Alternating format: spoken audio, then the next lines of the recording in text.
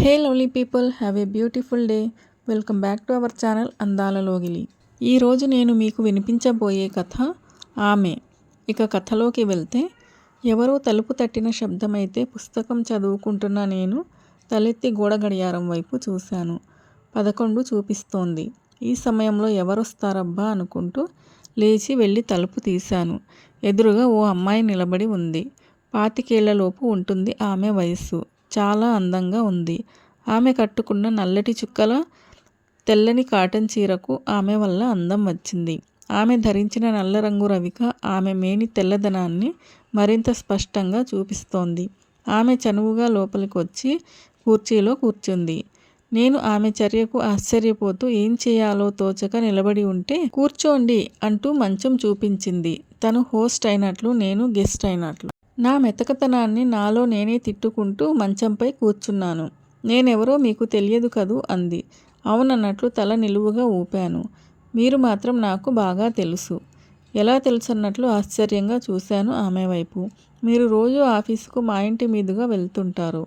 అలాగా అన్నట్లు చూసి, ఇంతవరకు ఈ వేళప్పుడు వచ్చారేం? మా ఆఫీసులో పనేదైనా ఉందా అని అడిగాను. అబ్బే, అలాంటిదేం లేదు. నాకు అర్జెంటుగా 500 కావాలి. మళ్ళీ వీలైనంత త్వరలో మీకు ఇచ్చేస్తాను అంది. నాకు ఒళ్ళు మండింది. మా మధ్య ఏం చనువుందని అంత డబ్బు అప్పుగా అడుగుతోంది? నేను ఆమెను చూడటం, మాట్లాడటం ఇదే మొదటిసారి. మొదటి పరిచయంలోనే అప్పు అడిగితే ఆమెను ఎలా అర్థం చేసుకోవాలో అర్థం కాలేదు. ఆమె నా మొహం చూసి నా మనసులోని భావాలు చదివినట్లుంది. మీకు ఇష్టం లేకపోతే వద్దు. ఆ 500 మళ్ళీ రావు అనే అనుమానం మీకు ఉంటే చెప్పండి. ఈ రాత్రంతా మీతోనే ఉండిపోయి మీ రుణం తీర్చుకుంటాను. మళ్ళీ ఆశ్చర్యంగా చూశాను ఆమె వైపు. ఆమె మొహంలో వేళాకోళం లేదు. సీరియస్నెస్ ఉంది. ఆమెను నఖశిఖ పర్యంతం పరిశీలించాను. అందమైన రూపమే కాదు, ఆకర్షణీయమైన శరీర సౌష్ఠవం ఆమెకు ఉంది. నేను బ్రహ్మచారిని. ఆడదాని స్పర్శ కోసం తప్పించడం లేదు. కానీ కోరుకుంటున్న వాణ్ణే, మగాడిని కాబట్టి.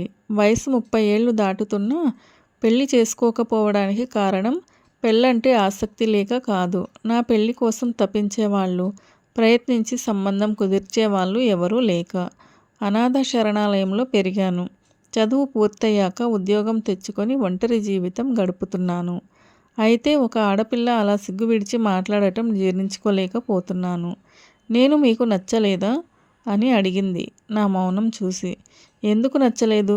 బాగా నచ్చారు. మరైతే ఏమిటి ఆలోచిస్తున్నారు? మీరు అలా సిగ్గు విడిచి మాట్లాడటానికి కారణం ఏమై ఉంటుందా అని ఆలోచిస్తున్నాను. ఆమె దెబ్బతిన్నట్లు చూసింది. క్షణాల్లో ఆమె కళ్ళ నిండా నీళ్లు నిండాయి. కారణం ఏమై ఉంటుందో మీరు ఊహించగలరా? దాదాపు ఏడుస్తూ అందామె. ఊహించలేనట్లు తలూపాను. ఆకలి. నేను భోజనం చేసి 2 రోజులవుతోంది అంటూ మొహాన్ని చేతులతో కప్పుకొని బోరున ఏడవసాగింది. నా మనసు కలిచివేసినట్లయింది. ఆమె వైపు జాలిగా చూసి పక్క గదిలోకి వెళ్ళాను. అల్మారాలో ఉన్న బ్రెడ్, బిస్కెట్ ప్యాకెట్, 2 అరటిపళ్ళు తీసుకుని ఆమె చేతిలో పెట్టి తినండి అన్నాను. ఆమె తినలేదు. చాలాసేపు అలాగే ఏడుస్తూ ఉండిపోయింది. తర్వాత లేచి నిలబడి వస్తాను, చాలా థ్యాంక్స్ అంది. తినలేదేం? నాతో పాటు ఆకలిని పంచుకుంటున్న మా అమ్మ, తమ్ముడు, చెల్లి ఇంట్లో ఉన్నారు. ఇవి వాళ్లతో కలిసి పంచుకుంటాను అంటూ గుమ్మం వైపు నడిచింది. ఆమె నా గదికి ఎందుకు వచ్చిందో అప్పుడు గుర్తుకు వచ్చి, ఆగండి, మీరు డబ్బు అడిగారు అన్నాను. వద్దండి, నాకు సిగ్గు, లజ్జ ఉన్నాయి. నన్ను మన్నించండి. అనాథ శరణాలయంలో పెరిగిన నేను అక్కడ మాకు చిన్నప్పటి నుంచి నేర్పిన సూక్తులన్నీ మెదడులోనే కాక మనసులోకి కూడా ఎక్కించుకున్నవాణ్ణి. మీరు అలా మాట్లాడటం నాకు కోపాన్ని తెప్పించింది. కారణం చెప్పాక మిమ్మల్ని అర్థం చేసుకున్నాను. ఆకలి ఎంత బాధాకరమో నాకు తెలుసు.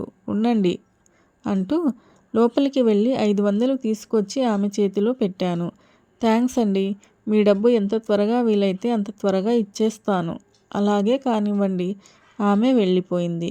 కుర్చీలో కూర్చుని పుస్తకం చేతిలోకి తీసుకున్నాను. మనసు చదువుపై లగ్నం కాలేదు. లైట్ ఆఫ్ చేసి పడుకున్నాను. ఆమె గురించే ఆలోచిస్తూ నిద్రలోకి జారుకున్నాను. 2 రోజుల తర్వాత ఓ ఉదయం నా గదికి వచ్చింది ఆమె. ఆ రోజు రాత్రి ఆమెలో కనిపించిన నీరసం, బడలిక ఈరోజు కనిపించడం లేదు నాకు. చాలా ఉత్సాహంగా ఉంది. ఆ ఉత్సాహం వల్లే ఆమె మరింత అందంగా కనబడుతోంది. మీ వల్ల మా ఆకలి తీరింది. 2 పూటలా కడుపు నిండా తినగలుగుతున్నాం. మీ మేలు ఈ జన్మలో మర్చిపోలేను అంది. అదేం పెద్ద సహాయం లేండి. ఇంతకు మీరెక్కడుంటున్నారు? మీ నాన్నగారు ఏం చేస్తారు అని అడిగాను. మీ వీధిలోనే మేము ఉంటున్నాము. మా నాన్న ఓ ప్రైవేటు కంపెనీలో వాచ్మెన్గా పనిచేసేవారు. తన సంపాదన మొత్తం తాగుడికే తగలబెట్టేవారు. అందమైన మా అమ్మ ఆయన వల్ల బాధలు పడి పడి అస్థిపంజరంలా తయారైంది. పిల్లలు ఏం చదువుతున్నారో, ఏం తింటున్నారో, ఏం కప్పుకుంటున్నారో ఆయన ఏనాడూ పట్టించుకోలేదు. మా అమ్మ మా నాన్న పనిచేసే కంపెనీ వాళ్ళ సాయంతో ఆయన పేర అన్ని లోన్లు తీసుకొని ఆయనకు తక్కువ జీతం వచ్చేలా చేసి ఆ మొత్తం దాచుకుని మమ్మల్ని సాకింది, చదివించింది. అది చాలక తాను 4 ఇళ్లల్లో వంటలు చేసి సంపాదించేది. నేను ఇంటర్ వరకు చదివాను. అమ్మ ఇక నన్ను చదివించలేనంది. ఉద్యోగం కోసం ప్రయత్నిస్తే నా క్వాలిఫికేషన్కి ఏ ఉద్యోగం దొరకలేదు. కాన్వెంట్లో టీచర్ ఉద్యోగానికి ప్రయత్నించిన డిగ్రీ అడుగుతున్నారు. అప్పటికి నా బాధలు చెప్పుకుని 2 చోట్ల ఉద్యోగం తెచ్చుకున్నా మా నాన్న తాగి నా కోసం స్కూల్కు రావడం, మా ప్రిన్సిపల్ని, తోటి టీచర్లను అప్పు అడగడం చూసి నాకు ఉద్వాసన చెప్పారు. వారం రోజుల క్రితం మా నాన్న గుండెపోటుతో చనిపోయారు. కంపెనీ వాళ్ళు ఆయనకు రావాల్సినవి ఇంకా సెటిల్ చేయలేదు. వస్తుందని కూడా ఆశించడం లేదు. ఎందుకంటే ఆయన పేర చాలా లోన్లు తీసుకున్నాం కనుక. మా నాన్న పోయాక అమ్మ పనికి వెళ్ళడం మానేసింది. ఇంట్లో చిల్లి గవ్వ లేదు. ఎవరిని అడగాలో తోచలేదు. 2 రోజులు నీళ్లు తాగి గడిపాం. ఇంతలో రోజు కనిపించే మీరు గుర్తొచ్చారు. ఎందుకనో మీరు మంచివారని, దయగలవారని నాకు తోచింది. అందుకే మీ దగ్గరకు వచ్చాను. నా నమ్మకం వమ్ము కాలేదు. ఆమె కథ విన్నాక ఆమె పట్ల జాలి మరింత కలిగింది నాకు. ఇంత చిన్న వయసులో మీకు ఇన్ని కష్టాలు రావడం దురదృష్టం. సాటి మనిషిగా నాకు వీలైనంత సహాయం నేను తప్పకుండా చేస్తాను. నా ఫ్రెండ్ రఘునాథ్ లిటిల్ స్టార్స్ పేరుతో ఓ స్కూలు నడుపుతున్నాడు. అతను చాలా మంచివాడు. మీకు అతని స్కూల్లో ఉద్యోగం కోసం ప్రయత్నిస్తాను అన్నాను. ఆ పని చేశారంటే మీ మేలు ఈ జన్మలో మర్చిపోలేను అంటూ లేచి చేతులు జోడించింది. మీ పేరు చెప్పలేదు? కళ. ఆమె మీద ఎంతో మంచి అభిప్రాయం కలిగింది నాకు. ఆ అభిప్రాయం రోజు సాయంత్రం వరకు ఉంది.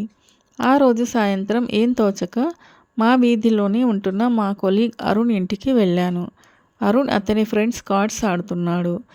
వాళ్ళ మధ్య వైన్ బాటిల్స్, గ్లాసులు, పకోడీలు, టేప్లో అసభ్యమైన పాటలు. ఆ వాతావరణం నాకు జుగుప్స కలిగించింది. నువ్వు ఓ చేయి వేస్తావా? అరుణ్ అడిగాడు నన్ను. సరదాకైతే ఆడుతాను. మీరు డబ్బులు పెట్టి ఆడుతున్నారు కదా అన్నాను. అవును అంటూ నవ్వి ఫ్రెండ్స్. ఇతను మా కొలీగ్ సిద్ధార్థ. పేరుకు తగ్గట్టే బుద్ధిమంతుడు అంటూ అక్కడున్న వారికి నన్ను పరిచయం చేశాడు. హాయ్ అంటూ పలకరింపుగా నవ్వారు అందరూ. కొంతసేపు ఆట చూస్తూ కూర్చున్నాను. అరుణ్ ఫ్రెండ్ ఒకతను, అరుణ్ ఆట ఉంది, పాట ఉంది, మందు ఉంది, విందు ఉంది, పొందు కూడా ఉంటే ఎంతో బాగుండేది అన్నాడు. అది కూడా అరేంజ్ చేసేవాడిని. కానీ ఆ అమ్మాయి అడ్రస్ తెలియదు కదా నాకు అన్నాడు అరుణ్. ఏ అమ్మాయి? మీకు చెప్పలేదు కదూ. వారం రోజుల క్రితం ఓ ఆదివారం రాత్రి ఓ అమ్మాయి వచ్చింది మా ఇంటికి. ఎంతో అందంగా ఉంది. తనకు 500 అర్జెంటుగా కావాలని బదులుగా రాత్రంతా నాతో ఉంటానని చెప్పింది. నా భార్య పుట్టింటికి పోవడంతో నేను 500 ఆనందంగా ఇచ్చాను. మరుసటి రోజు ఉదయం 5 గంటల వరకు నాతో ఉండి ఆనందాన్ని ఇచ్చింది. కోరితే మళ్ళీ కూడా వస్తానంది. అరుణ్ మాటలు విని షాక్ అయ్యాను. ఆ అమ్మాయి ఎలా ఉంటుందని అరుణ్ని అడిగాను. అతను చెప్పాడు. సందేహం లేదు, ఆ అమ్మాయి కళ. మనసు నిండా బాధ, నిరుత్సాహం కమ్ముకోగా వాళ్ళ దగ్గర సెలవు తీసుకుని ఇంటి దారి పట్టాను. తర్వాత ఒకరోజు ఆఫీసుకు వెళ్తుంటే దారిలో కళ కనిపించింది. తన ఉద్యోగం గురించి అడిగింది. ఆఫీసు పనులతో బిజీగా ఉన్నానని, వీలు చూసుకొని చెప్తానని అన్నాను. ఆమె పట్ల ఏర్పడిన అసహ్యం వల్ల ఆమెతో మాట్లాడాలని, సహాయం చేయాలని అనిపించలేదు. వారం రోజుల తర్వాత ఆమె మళ్ళీ కనిపించింది. తనకు లిటిల్ స్టార్స్ స్కూల్లో ఉద్యోగం దొరికిందని చెప్పింది. నాకు కృతజ్ఞతలు కూడా చెప్పింది. అది కృతజ్ఞతో లేక ఎత్తి పొడుపో నాకు అర్థం కాలేదు. నేను రఘునాథన్తో మాట్లాడలేదు కనుక అది ఎత్తి పొడిపే అని అనుకున్నాను. మళ్ళీ రఘునాథన్ నా దగ్గర పేరు ప్రస్తావించి ఉంటుంది కనుక కృతజ్ఞతే అయి ఉంటుంది అనుకున్నాను. 10 రోజుల తర్వాత రఘునాథ్ స్కూల్కి వెళ్ళాను. నేను వెళ్ళేసరికి అతను కళతో మాట్లాడుతున్నాడు. నన్ను చూడగానే హాయ్ సిద్ధార్థ్, ఏమిటి ఇంత దయ కలిగింది మా మీద అన్నాడు. నేను కళను గమనించనట్లే రఘునాథ్తో చేతులు కలిపి కూర్చున్నాను. ఆమె నా వైపే చూస్తూ కొన్ని క్షణాలు నిలబడి తర్వాత వెళ్ళిపోయింది. ఎవరి అమ్మాయి?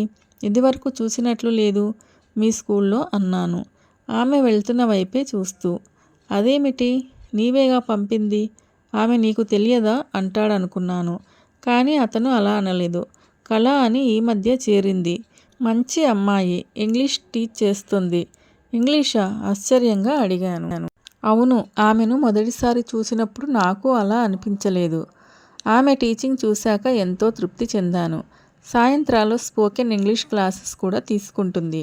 ఆమె మా ఇంటికి వచ్చినప్పుడు ఒక్క వాక్యం కూడా ఇంగ్లీష్లో మాట్లాడలేదన్న విషయం గుర్తొచ్చింది. నాకు మామూలుగా ఒక వ్యక్తి దగ్గర నుంచి మంచి ఇంప్రెషన్ తెచ్చుకోవడానికి తనకు తెలిసిన ఇంగ్లీష్ పరిజ్ఞానాన్ని ప్రదర్శిస్తుంటారు చాలామంది. ఆమె అలా చేయకపోవడం నన్ను ఆశ్చర్యపరిచింది. ఆమెకు ఇంగ్లీష్లో ఇంత నాలెడ్జ్ ఎలా వచ్చిందని అడిగాను. జవాబుగా చిన్న కథ లాంటి నిజం చెప్పింది. వాళ్ళ పక్కింటి అమ్మాయి చిన్నప్పుడు ఆమెతో కలిసి ఆడుకునేదిట. హై స్కూల్కు రాగానే ఆ అమ్మాయి కొడైకెనాల్లోని ఓ స్కూల్లో చేరిందట. సెలవుల్లో ఇంటికి వచ్చిన కళతో ఎక్కువగా మాట్లాడేది కాదు. కళ మాట్లాడినా తను ఇంగ్లీష్లోనే బదులివ్వడం, తన ఇతర డబ్బు ఉన్న స్నేహితురాళ్లతో ఇంగ్లీష్లో మాట్లాడుతూ అలా మాట్లాడలేని కళను చులకనగా చూసేదట. అందువలన ఎలాగైనా ఇంగ్లీషు నేర్చుకోవాలని పట్టుదల వచ్చిందట. రోజూ హిందూ పేపర్ కొనేదట. లైబ్రరీకి వెళ్ళి కథల పుస్తకాలు ఇంటికి తెచ్చుకుని చదివేదట. తల్లిని, సోదరి ఓ డిక్షనరీ కొనుక్కొని కొత్త పదాలకు అర్థాలు వెతికేదట. పస్తున్న రోజులు ఎన్నో ఉన్నా హిందూ పేపర్ కొనని రోజు మాత్రం లేదట. అలా కష్టపడి ఇంగ్లీషులో ప్రావీణ్యం తెచ్చుకుందిట. ఆక్స్ఫర్డ్ డిక్షనరీలోని 35% పదాలకు అర్థాలు తెలుసట ఆమెకు. ఆమెలో ఒక భాషను నేర్చుకోవాలన్న పట్టుదలను, దాన్ని సాధించిన వైనాన్ని మెచ్చుకోకుండా ఉండలేకపోయాను. ఇంతకు ఆమెని ఎవరు రికమెండ్ చేసి పంపారు నీ దగ్గరికి అని అడిగాను. ఎవరూ పంపలేదు, తనే వచ్చింది. తన ఇంటి పరిస్థితులు వివరించింది. జాలేసి ఉద్యోగం ఇచ్చాను. నా అంచనాకు మించి పని చేస్తోంది. ప్రవర్తన కూడా చాలా డీసెంట్గా ఉంది. మామూలుగా కొత్తగా చేరిన వాళ్లకు 2,000కు మించి ఇవ్వను నేను. కానీ ఈమెకు 3,000 ఇవ్వాలనుకుంటున్నాను అన్నాను. పర్వాలేదు, ఆ జీతంతో ఆమె కుటుంబం హాయిగా కాకపోయినా ఆకలికి అలమటించకుండా బతకవచ్చు అనుకున్నాను. తర్వాత రఘునాథ్ దగ్గర సెలవు తీసుకుని బయటకు వచ్చాను. ఆమె అంటే కోపం కొంత తగ్గి ఇష్టం పెరిగింది నాలో. ముఖ్యంగా ఆమె నా పేరు వాడుకోకుండా ఉద్యోగం తెచ్చుకోవడం ఆమెపై గౌరవాన్ని పెంచింది. 6 నెలలు గడిచిపోయాయి. కళను అప్పుడప్పుడు వీధిలో చూసేవాణ్ణి. ఆమెను చూడగానే మనసులో ఏదో ఒక రకమైన అలజడి కలిగేది. వారం రోజులు ఆమె కనబడకపోతే మనసంతా దిగులుగా అనిపించేది. స్కూలుకు వెళ్ళి ఆమెని చూద్దామని అనిపించినా మళ్ళీ రఘునాథ్ ఏమనుకుంటాడోనని ఆ ఆలోచన విరమించుకునేవాణ్ణి. రాత్రిళ్ళు నిద్ర పట్టేది కాదు. ఆమె గురించే ఆలోచించేవాణ్ణి. నాకంటూ ఎవరూ లేని నేను ఆమెకు సర్వస్వం కావాలని అనుకుంటున్నాను. ఆమె అందం, సంస్కారం, వ్యక్తిత్వం నాకెంతో నచ్చింది. ఆమె చూపుల్లో కూడా నా పట్ల ఆరాధనాభావం కనపడేది నాకు. అయితే అరుణ్ మాటలు నా చెవుల్లో మార్మోగుతూనే ఉన్నాయి. ఏదో ఒకరోజు ఆమెను అడిగేయాలి. ఆమె నిజం చెబుతుందన్న నమ్మకం నాకుంది. ఆ రోజు కోసం ఎదురు చూస్తున్న నాకు మళ్ళీ ఆమె క్యారెక్టర్ గురించి అనుమానం కలిగించే విషయం ఒకటి నా దృష్టికి వచ్చింది. ఈ మధ్య కళ నాకు స్కూటీపై ఎదురొస్తోంది. ఎక్కడిది ఈమెకు ఇంత డబ్బు? అరుణ్ లాంటి వాళ్ళు ఇచ్చిందా? రఘునాథ్ కూడా ఈమె ట్రాప్లో పడ్డాడా? రఘునాథ్ మంచివాడే, కానీ ఎంత వారలైనా కాంతాదాసులే కదా. మనసులో ఎన్నో అనుమానాలు. ఒకరోజు రఘునాథ్ స్కూల్ వెళ్ళాను. ఆ మాట ఈ మాట మాట్లాడి ఎలా ఉంది మీ కొత్త ఇంగ్లీష్ టీచర్ అని అడిగాను. ఆమె ఇప్పుడు మా స్కూల్లో పనిచేయడం లేదు. ఏం? ఆశ్చర్యంగా అడిగాను. నీకు సెయింట్ మేరీ స్కూల్ తెలుసుగా? ఈ ఊర్లో నెంబర్ 1 పొజిషన్లో ఉన్న స్కూల్ అది. వాళ్ళ స్కూల్లో స్పోకెన్ ఇంగ్లీష్ క్లాసెస్ తీసుకోవడానికి 8,000 ఆఫర్ చేశారు కళను. అయితే అవసర సమయంలో ఉద్యోగం ఇచ్చి ఆదుకున్నానని నా స్కూల్ వదలడానికి ఇష్టపడలేదు తను. నేను నచ్చజెప్పి పంపించాను. నేనెటూ 8,000 ఇవ్వలేను. వేరే చోట ఇస్తున్నప్పుడు ఎందుకు వద్దనాలి? ఆమె కుటుంబానికి ఆ డబ్బులు ఎంతో అవసరం. అయితే ఆమె లేని లోటు నాతో పాటు నా స్టూడెంట్స్ కూడా ఫీల్ అవుతున్నారు. ఆమె ఆబ్సెన్స్ ఆమెతో ఉన్న వాళ్ళు అంతగా ఫీల్ అవుతున్నారంటే ఆమె తన మంచితనంతో, ప్రతిభతో వీళ్ళందరి హృదయాల్లో చెరగని ముద్ర వేసి ఉంటుంది కళ. యు ఆర్ గ్రేట్ అనుకున్నాను. ఆమె ఈ మధ్య స్కూటీపై కనపడుతుంటే స్కూలు మారిందేమోనని నాకు అనుమానం వచ్చింది అన్నాను. ఇప్పుడు ఆమె పనిచేస్తున్న స్కూలు వాళ్ళ ఇంటికి చాలా దూరంగా ఉంది. అందువల్ల బ్యాంకులో లోను తీసుకుని స్కూటీ కొన్నది. ఆమె గురించి, రఘునాథ్ గురించి చెడుగా ఆలోచించినందుకు సిగ్గుపడ్డాను. రఘునాథ్ దగ్గర సెలవు తీసుకుని రోడ్డుపై నడుస్తూ కళ గురించి ఆలోచించసాగాను. కళ జీతం 8,000, నా జీతం కంటే ఎక్కువ. తన శీలాన్నే పణంగా పెట్టబోయిన ఆమె ఈరోజు అంత జీతం తీసుకుంటున్నదంటే నాకు ఆశ్చర్యంగా ఉంది. కృషితో నాస్తి దుర్భిక్షం అన్న సూక్తి గుర్తుకొచ్చింది నాకు. దాదాపు 6 నెలల తర్వాత ఓ రోజు రాత్రి నేను హోటల్లో భోజనం చేసి నా గదికొచ్చి వారపత్రిక తిరిగేస్తుంటే కళ వచ్చింది. నేను అప్రయత్నంగా లేచి నిలబడి రండి కూర్చోండి అన్నాను. ఆమె కుర్చీలో కూర్చున్నాక నేను కూర్చున్నాను. ఆమె ఎందుకో నీరసంగా కనిపించింది. మొహంలో బాధ కూడా కనిపించింది. ఆమె పర్సు తెరిచి 500 రూపాయల నోటు ఒకటి బయటకు తీసి మీ 500 మీకు ఇచ్చేయాలని ఎన్నిసార్లు ప్రయత్నించినా ఏదో ఒక ఖర్చు వచ్చి అడ్డుపడుతూ ఉంది. ఆలస్యం చేసినందుకు మన్నించండి అంటూ నోటు పట్టుకున్న చేతిని నా వైపు చాపింది. నేను నోటును చూడడం లేదు. ఆమె చేతి తెల్లదనాన్ని, సౌకుమార్యాన్ని చూడసాగాను. తీసుకోండి ప్లీజ్. పర్వాలేదు ఉంచండి అన్నాను ఆమె వైపు చూస్తూ. లేదు తీసుకోండి, ఇప్పటికే చాలా ఆలస్యం చేశాను అంటూ లేచి టేబుల్ పైన నోటు పెట్టి దానిపై ఓ పుస్తకాన్ని ఉంచి మళ్ళీ కుర్చీలో కూర్చుంది. 500 నోటును చూడగానే నా అరుణ్ మాటలు గుర్తుకొచ్చాయి. మిమ్మల్ని ఓ మాట అడగాలని అనుకుంటున్నాను, ఏమనుకోరుగా? అడగండి. మీరు ఇలా 500 నన్ను కాక మరింకెవరినైనా అడిగారా? ఆమె మొహంలోకి తొంగి చూస్తూ అడిగాను.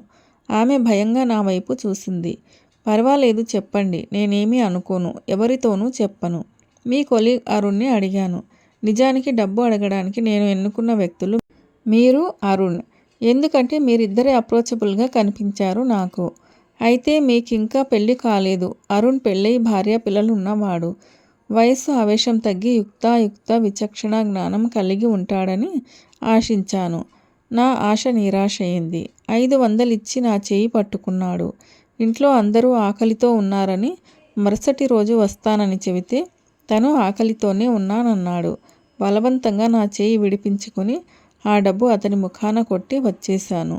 తర్వాత మీ దగ్గరకు వచ్చాను. మీరు అదే విధంగా ప్రవర్తిస్తే ఎలా తప్పించుకోవాలా అని భయపడ్డాను. కానీ మీరు మనిషిలా స్పందించారు. మా ఆకలి తీర్చారు. 500 అడగాలని ఎందుకు అనుకున్నారు? 100 అడిగితే ఎవరైనా సులభంగా ఇచ్చేవారు కదా. 100 దొరికినా అది 4 రోజుల్లో ఖర్చయిపోతుంది.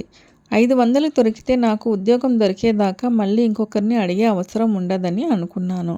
అయితే ఆ 500 ఓ అపరిచిత వ్యక్తికి ఇవ్వడానికి ఎవరైనా తటపటాయిస్తారు. అందువల్ల నా శరీరాన్ని ఎరగా చూపి డబ్బులు తీసుకుని అప్పటికి ఏదో ఒక సాకు చెప్పి తప్పించుకొని నాకు ఉద్యోగం దొరికాక ఆ డబ్బు తిరిగి ఇచ్చేద్దామని అనుకున్నాను.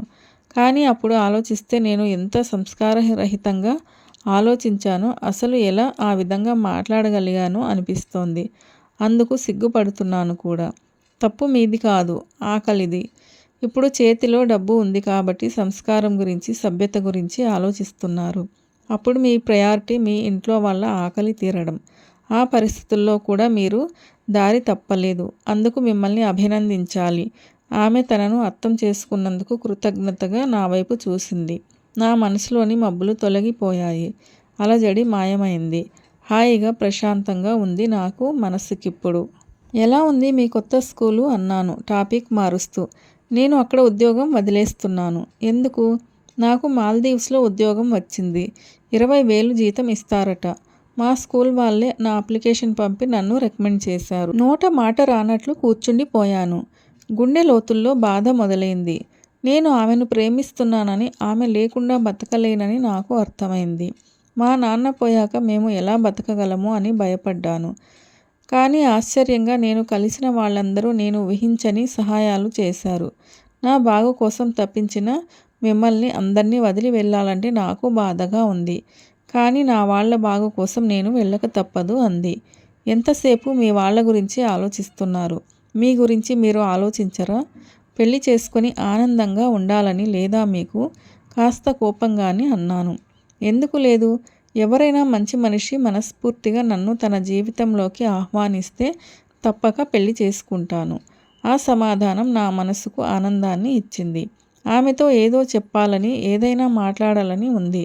ఏది చేయలేకపోతున్నాను.